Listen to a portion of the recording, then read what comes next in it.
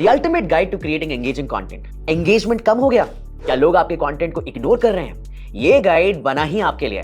आपका कंटेंट सीधे स्क्रॉल किया जा रहा है, not because it's bad but it's not gripping enough. आज की वीडियो में मैं आपको दूंगा अल्टीमेट कंटेंट क्रिएशन गाइड, जिससे आपका नेक्स्ट पोस्ट सिर्फ देखा नहीं, सेव भी होगा, शेयर भी होगा और कमेंट भी।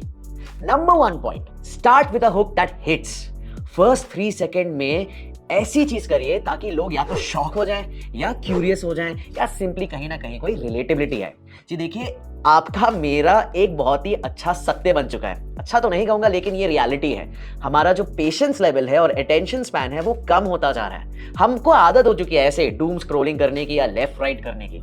तो हमारे पास केवल 3 सेकंड है। उन 3 सेकंड में अगर आपने मेरा अटेंशन कैप्चर कर लिया, या अगर आप एक ब्रांड है तो आपने अपनी टारगेट ऑडियंस का अटेंशन कैप्चर कर लिया, तब जाके लोग आगे तक आपका कंटेंट देखेंगे। राइट? सो फॉर एग्जाम्पल, अगर आप कोई रील बना रहे हैं तो पहले हुक क्या हो सकती है? रील्स वायरल नहीं हो रहे, हो सकता है ये 3 गलतियां हो रही हो। आपने देखा यहाँ पर एक इस तरीके से हमने यहाँ पे एक्टिविटी रखी या ऐसा कंटेंट यहाँ पे बोलने की कोशिश करी जिससे कि लोग ठहरे, रुके और ये जानने की कोशिश करें कि ये पूरा वीडियो और किस बारे में हो।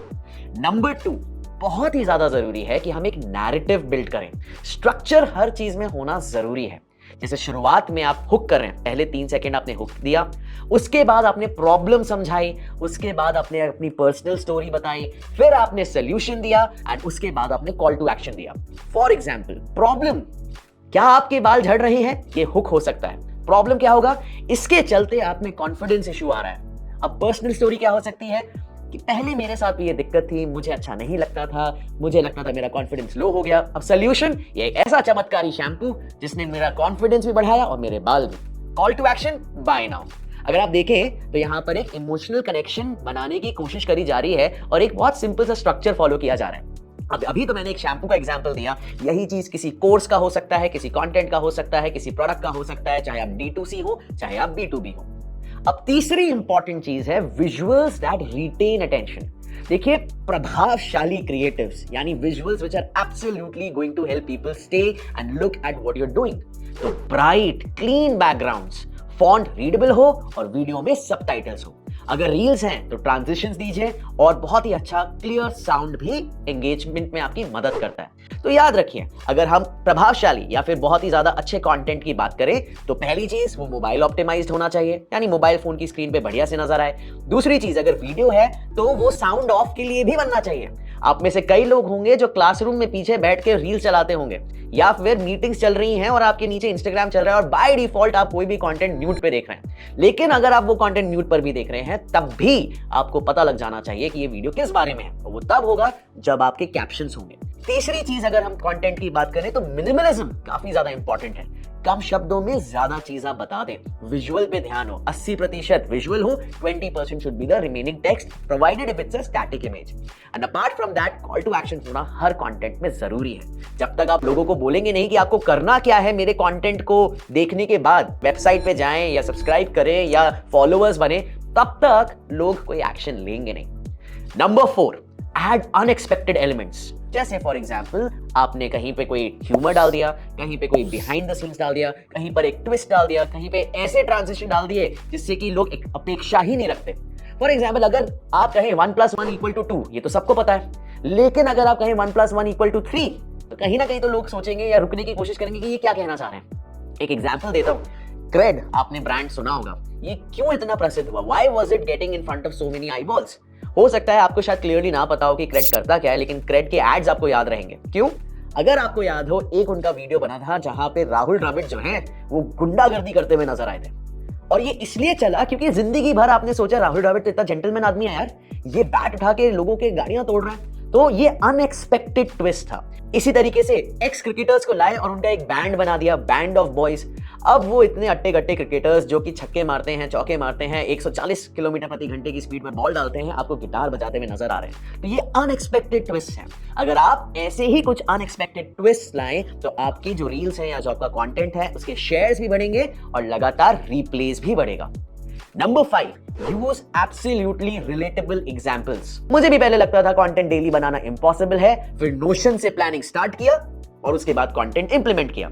अब ये जो मैंने यहां पे लाइन बोली, ये हो सकता है कंटेंट क्रिएटर्स के लिए रिलेटेबल हो, कि उन्होंने कैसे प्लान करना चाहिए, कैसे स्केड्यूल करना चाहिए, कैसे उनको एक पूरी एक्टिविटी करनी चाहिए, ये उनकी दिक्कत है। तो अगर आप रिलेटेबल एग्जांपल्स बनाएंगे तो लोग आपके कंटेंट को कंज्यूम भी करेंगे और शेयर भी करेंगे। लेकिन इसके लिए जरूरी क्या है? इसके लिए जरूरी है कि आप अपने टारगेट ऑडियंस के पेन पॉइंट्स को समझें, उनकी क्या दिक्कतें हैं, उनकी क्या जरूरतें हैं। अगर आप इन प्रश्नों का जवाब देते हैं, अगर आपको क्लियरली पता हो that my target audience is looking for answers on these questions, then only you will be able to create content which is highly relatable. Relatable content equals to retention. Number 6, post formats that actually work.